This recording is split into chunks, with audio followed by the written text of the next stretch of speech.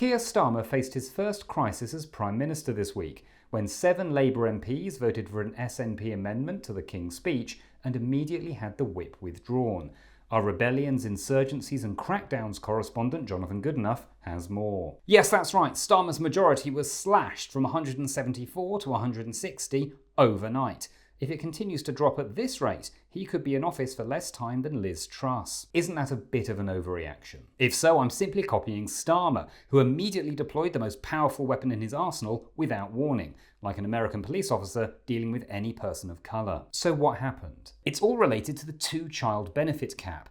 Almost everyone in Labour has said they don't like it, including the Prime Minister, and even bleeding heart liberals like Miriam Cates and Suella Braverman have said it should be scrapped, which is pretty rich coming from them, nearly as rich as their donors. Then the SNP put down an amendment calling for the cap to be abolished. And these 7 MPs voted against that? No, they voted for the amendment and therefore against the government. But if basically no one in Labour wants the cap, why would voting against it be bad? Because scrapping it was not in their manifesto. Labour ran very hard on the whole "there's no money and we need to stabilise the finances" thing, and they think that immediately changing their tune on that and scrapping something that 60% of the public actually supports would look bad. Right. Also, they're probably planning to scrap it in the future, and they don't want it to look like the SNP has pressured them into doing that. Can the SNP really pressure anybody with just 9 MPs? Tartan can be very intimidating. So this is all a question of party discipline. The MPs who rebelled are all from the left of the Labour Party and say that they voted out of conscience. Did they know they'd be kicked out of the party? It's not clear, but like a British show jumper, I don't think they expected to get in trouble with the whip. So let me get this straight.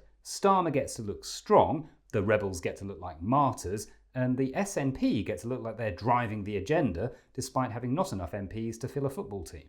So in a way, everybody wins, except children in poverty. But they're not available to interview. Next up, as Benjamin Netanyahu, a man accused of genocide and war crimes, addresses the US Congress for a 4th time, we ask, if he continues to resist calls for a ceasefire, will they have no choice but to invite him a 5th time?